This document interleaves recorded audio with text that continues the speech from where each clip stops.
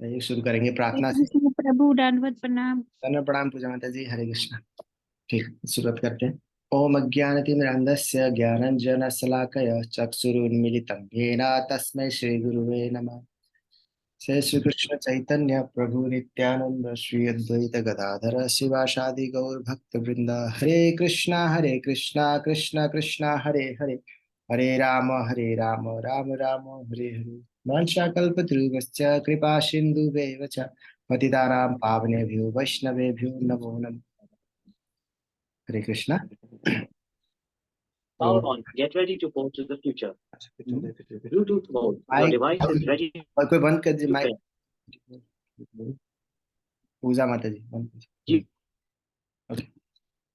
तो जैसे कि पिछले श्लोकों में आप जैसे भगवान ने क्या बताया कि जब सत्वगुण बढ़ जाता है उसमें यदि कोई शरीर छोड़े तो सत्वगुण में रहते हुए उसको बहुत ही उत्तम गति प्राप्त होता है। कोई व्यक्ति यदि सत्वगुण में होते हुए अगर शरीर छोड़े तो मतलब उसे ऊपर के जो हायर प्लैनेट्स है वो प्राप्त होती है, उसकी प्राप्ति होती है हायर प्लैनेट को, जो सत्वगुण में व्यक्ति यदि अपना शरीर छोड़ता है तो। हालांकि वो हायर प्लैनेट्स भी भौतिक ही है, वो भी ऐसे आध्यात्मिक नहीं है, वो भी भौतिक जगत में ही है, पर जो सतगुणी है उनको हायर प्लैनेट्स प्राप्त होती है। तो जब भगवान ये बताते हैं तो अर्जुन के मन में ऑटोमेटिकली ये प्रश्न आएगा, नेचुरली जिज्ञासा होगी कि सत्वगुण में यदि वैसे ऊपर की गति मिलती है तो फिर यदि रजोगुण और तमोगुण में अगर कोई शरीर छोड़े, अगर किसी का शरीर उस उन दोनों रजोगुण और तमोगुण में अगर छूट जाए तो फिर उनके साथ क्या होगा। ये ऑब्वियसली हमारे मन में भी प्रश्न आएगा जब हम ये सत्वगुण के बारे में जान के, तो अर्जुन के मन में भी ऑब्वियसली ये प्रश्न उठेगा, राइट, सबके मन में उठेगा। तो भगवान उसी प्रश्न का उत्तर देते हैं और कहते हैं, क्या कहते हैं श्लोक में देखेंगे। श्लोक पढ़ते हैं। रजसि प्रलयं गत्वा कर्म संगीषु जायते तथा प्रलीनस्तमसि मूढ़योनिषु जायते। अनुवाद और तात्पर्य शिला प्रभुपाद के द्वारा, शिला प्रभुपाद की जय। अनुवाद में प्रभुपाद बताते हैं कि जब कोई रजोगुण में मरता है तो वो सकाम कर्मियों के बीच में जन्म ग्रहण करता है, और जब कोई तमोगुण में मरता है तो वो पसी योनि में जन्म धारण करता है। तो यहाँ पे दो अलग अलग प्रकार की योनियों के विषय में बताया गया है कि जो रजोगुण में मरता है वो सकाम कर्मियों के बीच में जन्म ग्रहण करता है, और जो तमोगुण में मरता है वो पसी योनियों में जन्म धारण करता है। तो देखिए, मनुष्य, अगर मनुष्य फिर से मनुष्य ही बनना है तो फिर रजोगुण में शरीर त्यागना होगा, है ना। और फिर अगर पशु बनने की इच्छा है, पेड़ बनने की या पक्षी बनने की लालसा है, जैसे बहुत से लोग कहते हैं ना, जैसे गाना भी है हिंदी में, पंछी बनूं मस्त रहूं उड़ती गगन में, आज मैं आजाद हूँ दुनिया के चमन में, ऐसा कुछ गाना गाते हैं लोग बाहर। तो उनका उनका ये गाना को सच करना है तो फिर तमोगुण में शरीर छोड़ेगा तो सच हो जाएगा, वो अपना लालसा को पूरा कर सकते हैं। तो इस तरह के गीत गाए जाते हैं। तो यहाँ पे बताया गया है कि जो गीत आप गा रहे हो उसको कैसे प्राप्त करना है। तो वो पंछी बन सकते हैं ऐसे तमोगुण में अपना शरीर छोड़ के। परंतु वास्तव में ये बहुत गंभीर बात है कि मनुष्य देह को धारण करके यदि हम इसे अब छोड़ना पड़ रहा है, इससे नीचे गिरना पड़ रहा है, हमें मनुष्य जीवन मिला है तो हमें ऊपर उठने की जगह हमें नीचे गिरना पड़ रहा है, वो तमोगुण और रजोगुण की वजह से। और यदि हम इस मनुष्य देह से हमें उन्नति नहीं किया तो इसका क्या लाभ। हमें मनुष्य जीवन मिल के भी हम पूरा एकदम लास्ट स्टेप में आ गए हैं भगवान के धाम जाने के लिए, और वो प्राप्त होके भी हम फिर नीचे अब जाएंगे। कोई बाकी अपने भौतिक संसार में देखेंगे कोई नीचे जाना नहीं चाहता, एक बार प्रमोशन हो गया उसका डिमोशन नहीं, कोई नहीं चाहता कि मेरा डिमोशन। तो हमें मनुष्य जीवन प्राप्त हुआ है, हम भगवान की भक्ति कर सकते हैं, भगवत धाम लौट सकते हैं, पर मनुष्य क्या कर रहे हैं, नीचे जा रहे हैं रजोगुण और तमोगुण में, और नीचे गिरना चाहते हैं, या तो पशु योनि प्राप्त करना चाहते हैं, घूमते रहना चाहते हैं यहीं पे। ये बहुत गंभीर बात है। तो ये तात्पर्य देखते हैं। तो तात्पर्य में प्रभुपाद बताते हैं कि कुछ लोगों का विचार है कि एक बार मनुष्य जीवन को प्राप्त करके आत्मा कभी नीचे नहीं गिरता। कुछ लोग सोचते हैं कि एक बार मनुष्य जीवन मिल गया तो फिर बार बार मुझे मनुष्य जीवन ही मिलेगा, मैं मनुष्य योनि में ही रहूंगा, ऐसे समझते हैं कि मैं कभी नीचे गिरूंगा ही नहीं। ये ठीक नहीं है।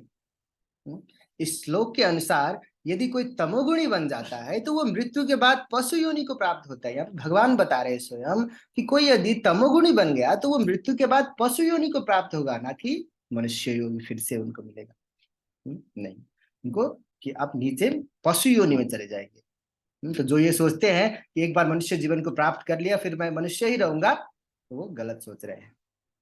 वहां से मनुष्य को विकास प्रक्रम द्वारा पुनः मनुष्य जीवन तक आना पड़ता है। तो पशु योनि हो गया, फिर अब कितने सारे 84 लाख योनि में भटकते हुए फिर से बहुत योनि में घूम के फिर हमें मनुष्य जीवन प्राप्त होता है। फिर ये सोचते नहीं, फिर से जो अभी मिला है मनुष्य जीवन उसको हम सदुपयोग नहीं करेंगे, फिर पशु योनि में जाएंगे और फिर ऐसे घूमेंगे और घूमते घूमते घूमते घूम फिर के फिर मनुष्य जीवन प्राप्त होगा। फिर ऐसे चक्कर चल रहा है। कितने बार हम मनुष्य जीवन प्राप्त हो चुका है, कितने योनि हम ले चुके हैं, हमें पता नहीं। इसलिए मनुष्य जीवन मिला है तो उसके हमें सदुपयोग करना चाहिए, उसे भगवान की सेवा में लगाना चाहिए और भगवत धाम जाना चाहिए, ताकि ना वापस इस जन्म मृत्यु के चक्कर में इसे में हमें नहीं घूमना है। अतएव जो लोग मनुष्य जीवन के विषय में सचमुच चिंतित है उन्हें शतोगुणी बनना चाहिए और अच्छी संगति में रहकर गुणों का लांग कर कृष्णा भावनामृत में स्थित होना चाहिए।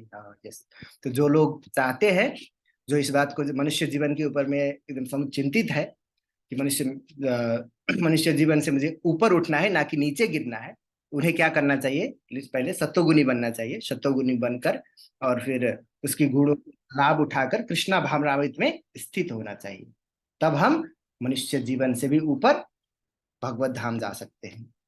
हाँ, तो जो कि हमारा असली डेस्टिनेशन है। हमें हमारा प्रमोशन उसी लाभ इसी में है कि हम भगवान की भक्ति करें, भगवान की सेवा करें और फिर अपने धाम वापस जाए, ताकि हमें फिर से इन 84 लाख योनियों में, इन भौतिक जगत में ना आना पड़े।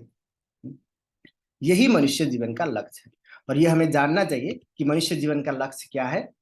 भगवत धाम वापस जाना, भगवान की सेवा करके, भगवान की गुणगान करके, भगवान कृष्णा भावनामृत होकर हमें इस भौतिक दुनिया से, भौतिक जगत से परे आध्यात्मिक जगत में प्रवेश करना है। भगवान के धाम वापस जाना है। ये हमारा असली लक्ष्य है, ये हमें समझना चाहिए। पर लोग अभी क्या सोच रहे हैं कि ये दुनिया जो है, ये पृथ्वी है, यही है, इसी पर सीमित है, ये भौतिक दुनिया ही सब कुछ है, यहीं पे जो करूंगा मैं यहीं पे करूंगा, इससे आगे कोई है ही नहीं। वो सोच भी नहीं पा रहे कि इससे बाहर भी कोई दुनिया है, इससे ऊपर भी कोई दुनिया है। अन्यथा इसकी कोई गारंटी नहीं है कि मनुष्य को फिर से मनुष्य योनि प्राप्त होगी। अगर आप कृष्णा भावनामृत में स्थित नहीं होते हैं तो फिर आप यहीं पे भटकते रहेंगे। इसका कोई गारंटी नहीं है। जैसे लोग सोचते हैं कि एक बार मुझे मनुष्य जीवन प्राप्त हो गया तो मैं मनुष्य ही रहूंगा, यही मेरा सब कुछ है। ऐसा नहीं है। इसका कोई गारंटी नहीं है कि आप अगर कि मनुष्य जीवन अगर आपका प्राण छूट जाता है तो फिर से आपको मनुष्य जीवन ही प्राप्त होगा। प्रभुपाद बता रहे हैं कि इसका कोई गारंटी नहीं है। आपको पशु योनि भी मिल सकता है, अब नीचे ही गिरेंगे भगवान। इसीलिए हमारे मनुष्य को अपने जीवन का लक्ष्य समझना चाहिए कि उनको कृष्णा भावनामृत होना है, उनको भगवान की सेवा करना है। भगवान की सेवा करके फिर अपने भगवान की धाम को वापस जाना है। यही मनुष्य जीवन का लक्ष्य है और ये समझना चाहिए, ना कि रजोगुण और तमोगुण में अपने जीवन को व्यतीत करना चाहिए। रजोगुण और तमोगुण से ऊपर उठ के हमें सत्वगुण में प्रवेश करना, और सत्वगुण में प्रवेश करके फिर हम भक्ति करके फिर हम भगवान के धाम वापस आ सकते हैं। तो यही है आज के श्लोक में। हरे कृष्णा कृष्णा कृष्णा हरे हरे, हरे राम राम राम हरे हरे। बहुत बहुत धन्यवाद आप सभी का इतने ध्यानपूर्वक सुनने के लिए। हरे कृष्णा प्रभु जी, दंडवत प्रणाम। माता जी दंडवत प्रणाम। हरे हरे कृष्णा प्रभु प्रणाम। कृष्ण प्रभु जी, एक प्रश्न है। हरे कृष्णा प्रभु जी। हरे कृष्ण माता जी। हाँ प्रभु जी, एक प्रश्न है माता जी। कि रजोगुणी, तमोगुणी, सतोगुणी, जी तो अंत समय में हमको कैसे पता चलेगा हम रजोगुण में है या गुण में है? वो सतोगुण का तो पता है कि हम भगवान का स्मरण करेंगे और कृष्ण भावना भावित रहेंगे तो हम सतोगुण में रहेंगे।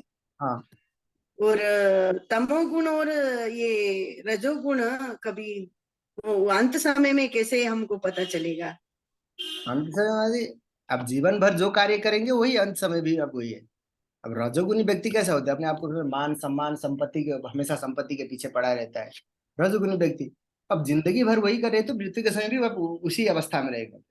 और फिर क्या है, और तमोगुनी क्या होता है, वो ऐसे मतलब हमेशा उसके जीवन से कोई मतलब ही नहीं है, वो ऐसे पड़ा रहेगा, ड्रग्स ड्रग्स लेगा, दारू पिएगा, ऐसा जीवन से कोई मतलब है, हमेशा आलसी रहेगा। तो जो कैरेक्टरिस्टिक है ना माता जी, भगवत गीता में ही हर एक गुण का कैरेक्टरिस्टिक दिया गया है। उस हिसाब से हम जान सकते हैं कि हम कौन से गुण में स्थित है। कौन से गुण में? हाँ, ठीक है प्रभु, बहुत बहुत धन्यवाद प्रभु। हरे कृष्णा। हरे कृष्णा। ठीक है, तो आज के सेशन को हम यही विराम देते हैं। हरे कृष्णा। हरे कृष्ण प्रभु जी, दंडवत प्रणाम प्रभु जी। धन्यवाद माता जी। हरे कृष्णा। जगत गुरु श्रील प्रभुपाद की जय।